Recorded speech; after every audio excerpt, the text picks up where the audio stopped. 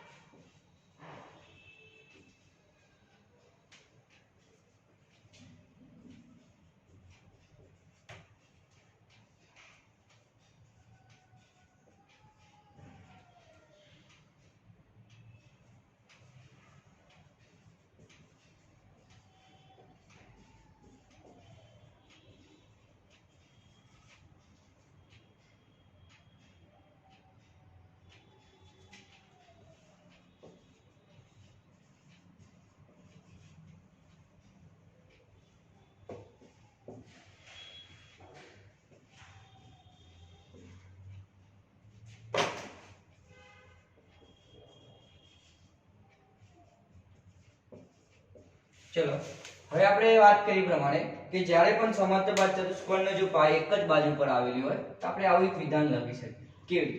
કે જ્યારે કોઈ બે આકૃતિઓ પાયો સામાન્ય હોય એટલે કે એમની બાજુ સામાન્ય હોય તો દરેક આકૃતિની સામાન્ય પાયાની સામેના શિરોબિંદુની પાયાની સમાંતર કોઈ એક રેખા પર આવેલા હોય તે બે આકૃતિઓ એક જ પાયા પર અને સમાંતર રેખાઓની એક જ જોડની રેખાઓ વચ્ચે આવેલી હોય છે। ફોર એક્ઝામ્પલ મને આ પ્રમાણે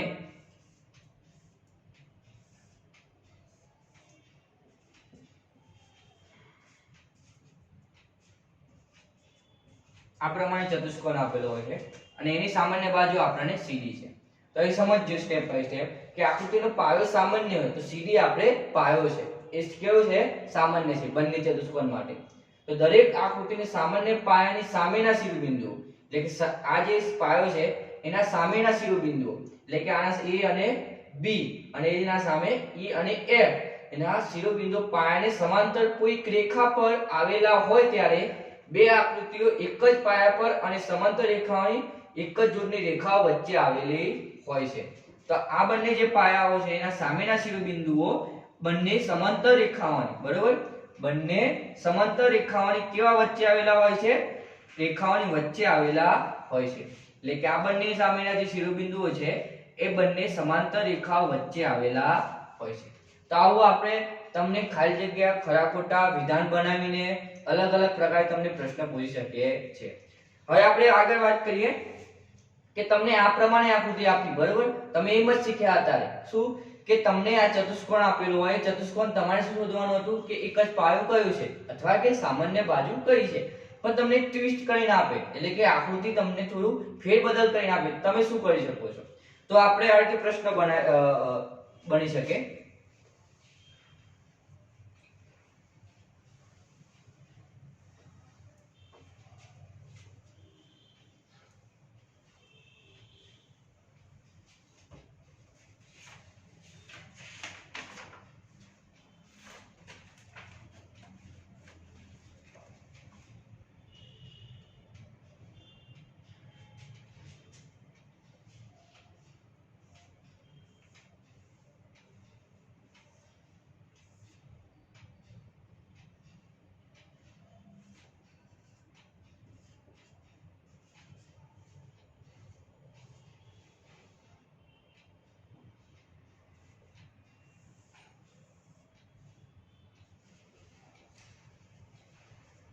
ચલો, હવે તમને આ પ્રમાણે આકૃતિ આપેલી છે.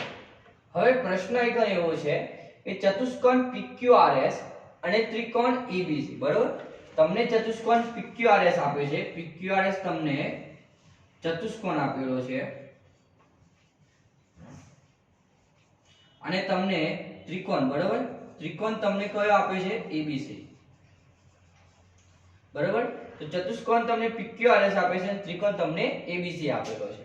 હવે તમે જોઈ શકો છો કે પ્રશ્ન એક એવો છે કે બંને આકૃતિનો પાયો સામાન્ય છે, એટલે કે એની બાજુ સામાન્ય છે. તો તમે શું કહી શકશો આને? તો મનમાં એવું થતું હશે કે હા, પણ ના, કેમ નહીં? તો તમે જોઈ શકશો કે એક જ તમને પાયો સામાન્ય એટલે શું કે પેલી ગઈ આકૃતિ આપણે એકને કમ્પેર એટલે એની સરખામણી કરીએ તો પહેલા આપણે આકૃતિ આ પ્રમાણે હતી કે આ પ્રમાણે હું ચતુષ્કોણ દોરતો હતો,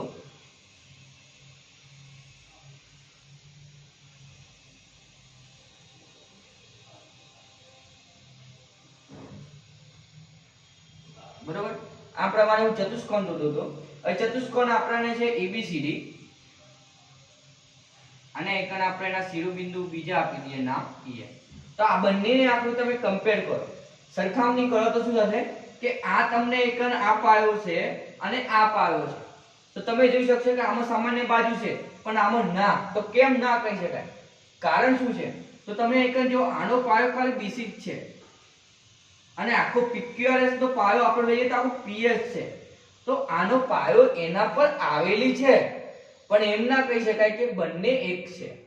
એવું કહી શકાય કે ત્રિકોણ ABC નો પાયો PS પર આવેલો છે, પણ એકન BCA નો પાયો બંને સમાન નથી. કારણ કે એકન BC એ આના જેટલો નથી, એટલા માટે. કારણ કે BC પર પાયો અને PS કરતા મોટો છે. એટલે ઇન શોર્ટ આપણે એ સમજવાનું છે કે BC એ PS ને એકન ત્રિકોણ PQRS, ABC ત્રિકોણ ને PQRS ચતુષ્કોણનો પાયો સામાન્ય બાજુ નથી. તો આપણે આ શીખ્યા, બરોબર? એટલે આઇકન આ બે આકૃતિ દ્વારા આઇકન આ રીતે તફાવત આપણે મેળવી શકાય છે. તો આપણે આગળ વાત કરીએ તો આપણે સ્વાધ્યાય છે, પણ સ્વાધ્યાયમાં આપણે શું કર્યું છે? કટઅપ કરેલું છે. તો આપણે સમજવાનું નથી. તમને આઇકન વિધાન વાક્ય રીતે પૂછી શકે છે, અને તમને 9.1 માં આકૃતિ દ્વારા કીધી છે, એટલે એટલું સમજી લેવાનું કે આકૃતિ તમને એ રીતે પૂછી શકશે નહીં. એટલે તમને સ્વાધ્યાય 9.1 તમને કટ કરેલું છે. હવે આપણે બીજા પોઈન્ટ પર જઈએ આગળ.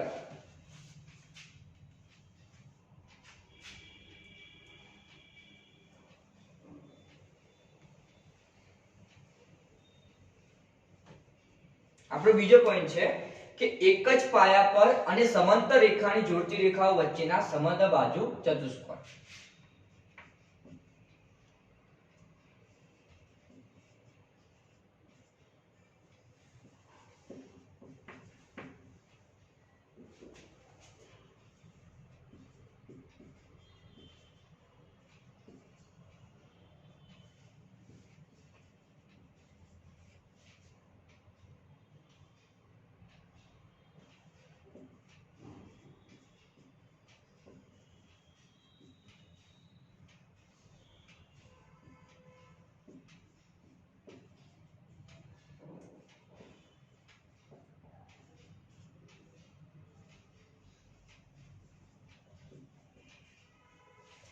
બરાબર? પ્રશ્ન આપણો એવું છે એક જ પાયા પર અને સમાંતર રેખાની જોડની રેખા વચ્ચેનો સમંતબાદ ચતુષ્કોણ. પહેલામાં એવું જ હતું, પણ એક આપણે સમંતબાદ ચતુષ્કોણ કયો છે આપણે નક્કી કરવાનો છે. તો આપણે આકૃતિ દ્વારા સમજીએ કે આપણને એકને એ પ્રવૃત્તિ પણ તમને આપેલી છે કે ધારો કે એક જ રેખા પર પાયા પર બનેલો હોય એવો આપણે ચતુષ્કોણની વાત કરીએ તો પ્રવૃત્તિ એવી આપેલી છે કે તમને એક શું લો, કાગળ લો, એટલે કે આલેખ પત્ર પણ લઈ શકાય. બે આ પ્રવૃત્તિઓ છે. એક આલેખ પત્ર લો અથવા તમને તમારે જો સફેદ કાગળ એટલે કે બ્લેન્ક કાગળ મળ્યો હોય તો તમે પણ એ પણ લઈ શકો. તો બ્લેન્ક કાગળ ઉપર લઈને તમે એક ચતુષ્કોણ દોરો. તો આપણે એક ખાલી પ્રવૃત્તિ સમજાઈએ તો કેવી રીતે આ શક્ય બને છે. તો આપણે પહેલા શું કરીએ, એક ચતુષ્કોણ ABCD દોરીએ છીએ.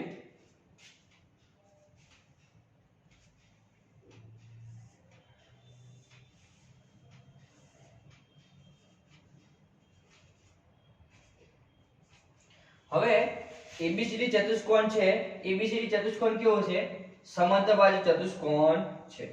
હવે સમંતબાજુ ચતુષ્કોણ છે તેમાં PQ અને PQCD દોરો. શું દોરો? PQCD તમે દોરો. તો આઇકન જે માપ છે આઇકન, બરોબર?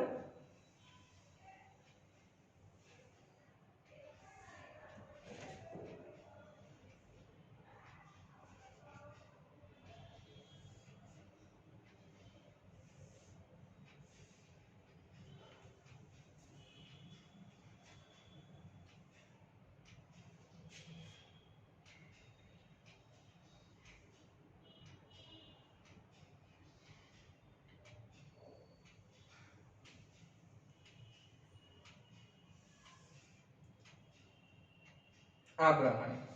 હવે એક નામ આપી દો P અને એક નામ આપી દો Q. આ પ્રમાણે આપણે શું દોર્યા? PQ અને એ પ્રમાણે, એટલે કે આ PD છે અને CD છે. એટલે આપણે એક બીજો ચતુષ્કોણ બને PQC અને D. બે ચતુષ્કોણ બને આપણે. કેવા? એક ABCD અને બીજું બને PQCD. હવે બંને ચતુષ્કોણ કેવા પ્રકારના ચતુષ્કોણ છે? સમંતબાજ ચતુષ્કોણના. હવે સમંતબાજ ચતુષ્કોણ છે તો તમે એટલું જાણો છો કે સમંતબાજ ચતુષ્કોણનું કેવું હોય? સામસામેની જોડ સમાન હોય, પાસેના ખૂણા સામસામેના ખૂણા કેવા હોય? સમાન હોય. એના વિકર્ણો કેવા હોય? આ બધું આપણે આગળના ચેપ્ટરમાં શીખી ગયા છે, બરોબર? તો આઈકન એનો જ ઉપયોગ કરવાનો છે આપણે કે સમંતબાજ ચતુષ્કોણમાં આપણે જાણીએ છીએ કે તમે આઈકન જોઈ શકો છો કે PQCD અને ABCD બંનેની સામાન્ય બાજુ કઈ છે? એટલે કે એક જ પાયા પર કઈ આવેલી છે? CD, બરોબર? એટલે કે બંને ચતુષ્કોણનો સામાન્ય બાજુ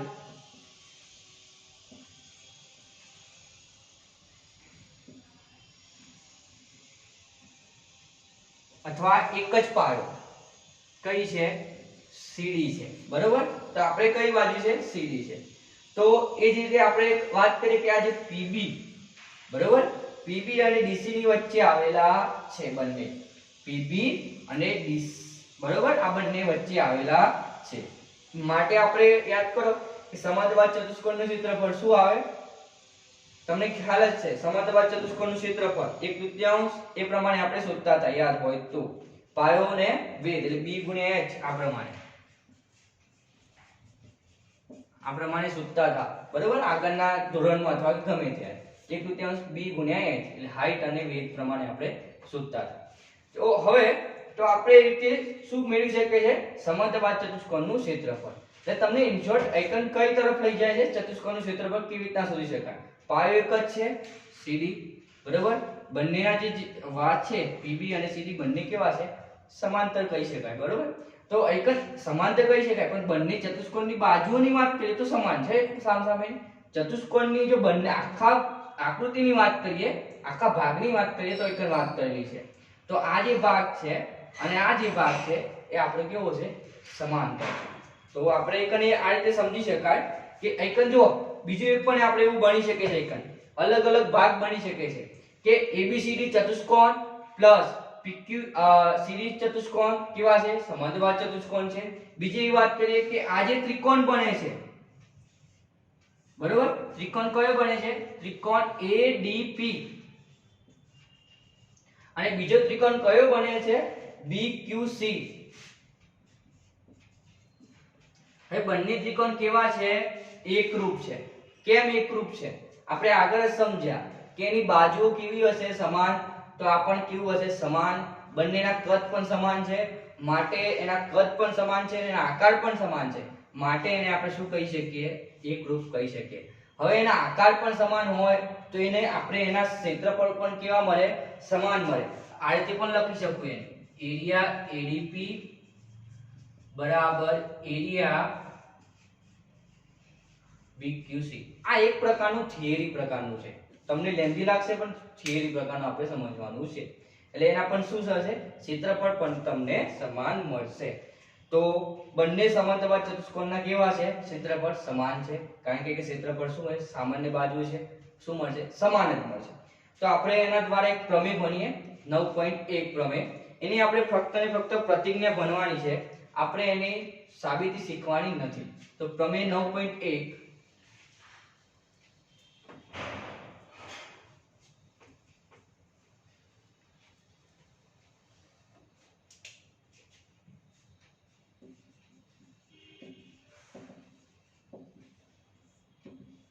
પ્રમેય 9.1 એ છે કે એક જ પાયા પર આવેલા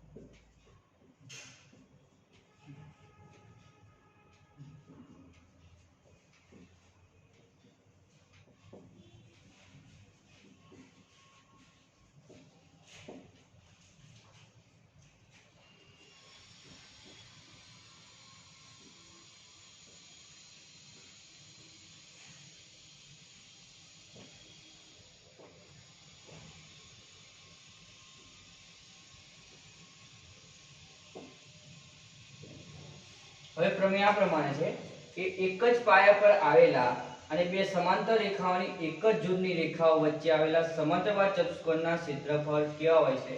સમાન હોય છે. બરોબર? એટલે કે તમને એક આગળની આકૃતિ પ્રમાણે સમજાય પ્રમાણે કે ધારો કે એક મને ચતુષ્કોણ આપેલો છે આ પ્રમાણે. ઓકે?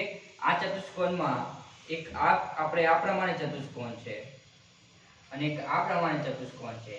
આપણું ABCD ચતુષ્કોણ છે. અને બીજો આપણે સમજી લઈએ કે આ તમારે PQCD પ્રકારનો ચતુષ્કોણ છે. બરોબર? તો PQ પ્રકારનો જે ચતુષ્કોણ હોય એ આપણને કેવો મળશે? સમાન મળશે. એટલે કે એવું કહી શકાય કે આ જેટલો ખૂણો હશે એટલો આ ખૂણો હશે. બરોબર? એ જ પ્રમાણે ધારો કે તમને આ પ્રકારનો ખૂણો હશે એટલો તમારે આ પ્રમાણે આ ખૂણો એટલો હશે. બરોબર? એટલે કે તમને આ બંનેના જે ત્રિકોણ આપણે આગળ વાત કરી પ્રમાણે કે PAD અને QBC ક્ષેત્રફળ કેવા હોય છે? સમાન હોય છે. એટલે માટે આ ખૂણા પણ કેવા હોય? સમાન જ હોય ને. તો આ પ્રમાણે સમજવાનું કે જ્યારે એક જ પાયા પર આવેલા બે સમાંતર રેખાઓની એક જોડની રેખાઓ વચ્ચે આવેલા સમાંતર બાજુ ચતુષ્કોણ ક્ષેત્રફળ હોય છે સમાન હોય છે. એટલે ઘણી પ્રકારની ખાલી જગ્યા અથવા ખરા ખોટા પ્રમાણે વિધાન મૂકી શકીએ છે. એટલે આ પ્રમાણે આપણે પ્રમેય 9.1 છે આપણે એની સાબિતી કરવાની નથી. ફક્ત શું કરવાનું છે? એની વિધાન વાક્ય એટલે પ્રતિજ્ઞા સમજવાની છે. હવે આગળ જઈએ પ્રમેય. આગળ આપણે વાત કરીએ તો પ્રમેય નથી ફક્ત અને ઉદાહરણ આપેલા છે અને એના સ્વાધ્યાય આપેલા છે.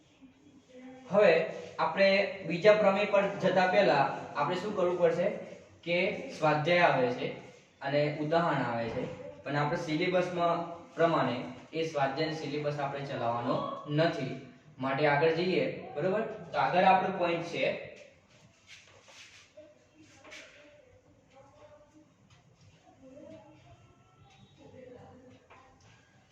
તમારે બધાને એક સારો પ્રોબ્લેમ સોલ્યુશન થઈ ગયું છે. તમારે એક્ઝામ્પલ તો ગણવાના જ નથી. ફક્ત ને ફક્ત તમારે આજે આપણે ચેપ્ટર ભણ્યા 7 8 9 એ બધા ચેપ્ટરમાં ફક્ત અને ત્રિકોણ ચતુષ્કોણ અને સમાંતરબાજુ ચતુષ્કોણ ક્ષેત્રફળમાં તમારે ફક્ત ને ફક્ત એનું થિયરી બેઝિક કરવાનું છે. તો આગળ જઈએ આપણે. તો આગળ આપણે છે કે સમાંતરબાજુ એટલે કે એક જ પાયા પર આવેલા રેખાઓ વચ્ચેનું બનતો ત્રિકોણ.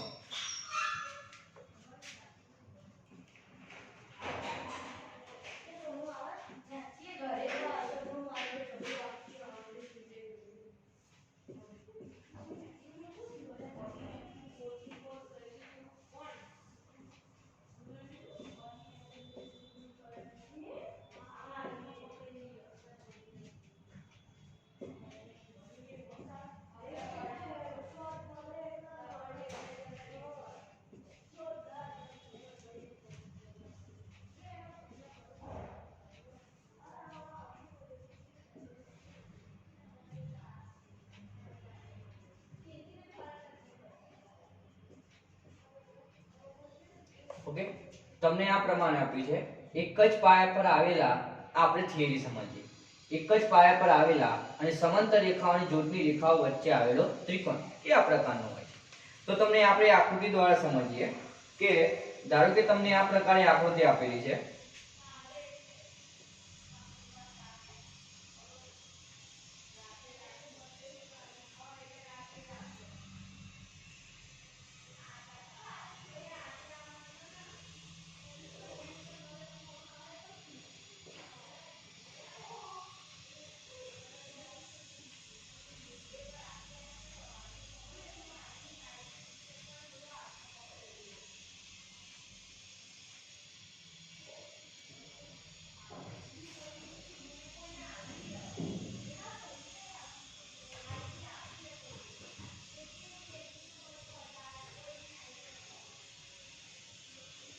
બરાબર, આ પ્રમાણે તમને આકૃતિ આપેલી છે. હવે તમે જોઈ શકો છો કે તમને એક ત્રિકોણ આપ્યો છે ABCD અને બીજો ત્રિકોણ એટલે કે બીજો આપણે ચતુષ્કોણ પણ આપેલો છે PBCR. PBCR બરાબર, એ પણ ચતુષ્કોણ આપેલા છે. બે ચતુષ્કોણ આપેલા છે. અહીં આગળ કરીએ પ્રમાણે કે બંને ચતુષ્કોણના ક્ષેત્રફળ સમાન હશે. બરાબર, એટલે કે આપણે જે એરિયા ABCD અને એરિયા PBCR બરોબર, આ આપણે પહેલાથી ચકાસી લીધેલું છે કે આ પ્રમાણે આકૃતિ હોય એટલે આપણે સમજી લઈએ છીએ કે પ્રકારે ચતુષ્કોણ કેવા છે, સમાનધર્મી ચતુષ્કોણના ક્ષેત્રફળ કેવા છે, સમાન. કેમ? બાજુઓના માપ પણ સમાન છે, ચતુષ્કોણના ક્ષેત્રફળ પણ સમાન મળશે. હવે આપણે વચ્ચે આવેલા ત્રિકોણની વાત કરીએ તો તમે જોઈ શકો છો કે આગળ મેં તમને વાત કરી હતી કયા કયા પ્રકારના ત્રિકોણ બની શકે છે. તો આપણે જો કે એક ત્રિકોણ આપણે વાત કરીએ કે એક ત્રિકોણની વાત કરીએ છીએ તો A બરાબર, A B અને C આ પ્રકારનો ત્રિકોણ બને છે. એટલે મેં વાત કરું ત્રિકોણ ABC બરાબર, અને બીજા ત્રિકોણની વાત કરું PBC, P બરાબર, B અને C. બીજો ત્રિકોણની વાત કરું PBC. હવે આપણો પ્રશ્ન એ છે કે આ બંને ત્રિકોણનો જે ક્ષેત્રફળ છે સમાન હશે?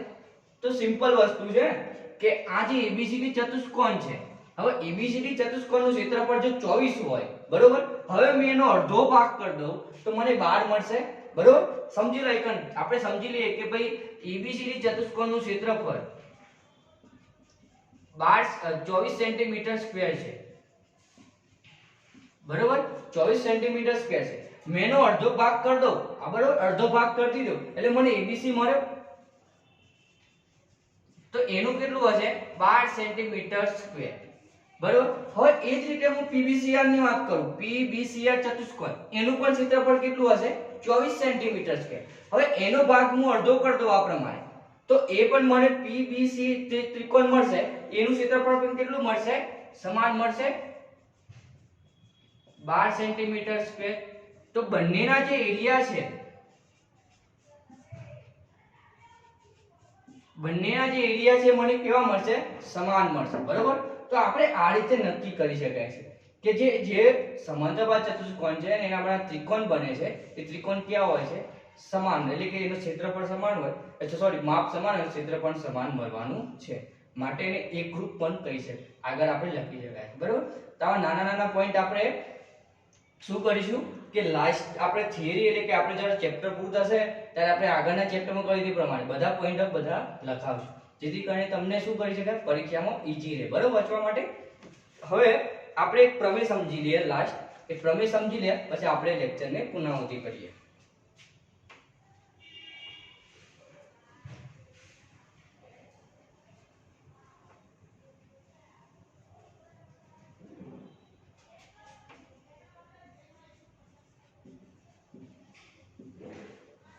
પ્રમેય 9.3,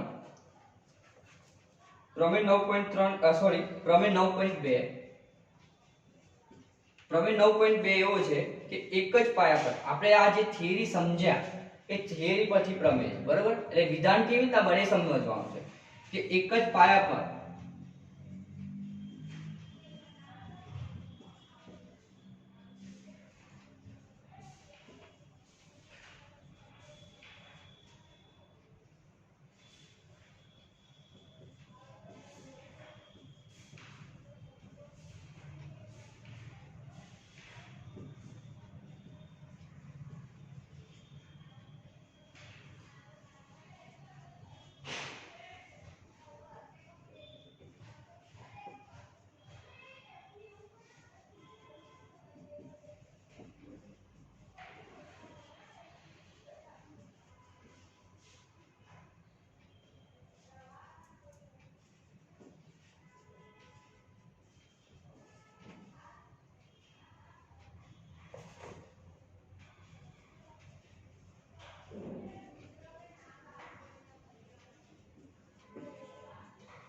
તો આપણે સમજીએ પ્રમેય 9.2 છે આગળનો જે થિયરી પ્રમાણે કે એક જ પાયા પર આવેલા બે સમાંતર રેખાઓની જોડ, જે રેખાઓ વચ્ચે જે બે ત્રિકોણ બને છે એમના ક્ષેત્રફળ કેવા હોય છે?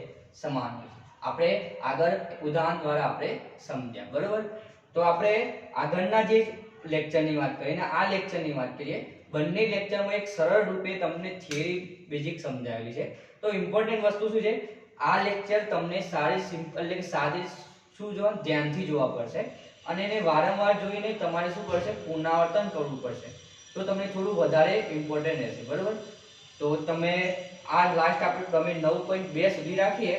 આગળ આપણે લેક્ચરમાં પ્રમેય 9.3 થી આપણે સ્ટાર્ટ કરીશું. ઓકે, તો તમે શું કરશો? એક કામ તમારે શું કરવાનું છે કે હું એક જે વિધાન વાક્ય લખાયા છે એ વિધાન વાક્ય તમારે નોટબુકમાં લખવાનું રહેશે અને શાંતિથી એને રીડ કરવાનું રહેશે, જે તમારા આગળના જે ટેસ્ટ લેવાના છે એમાં ટેસ્ટમાં ઇમ્પોર્ટન્ટ રહેશે. ઓકે, તો આટલું સુધી આપણે રાખીએ.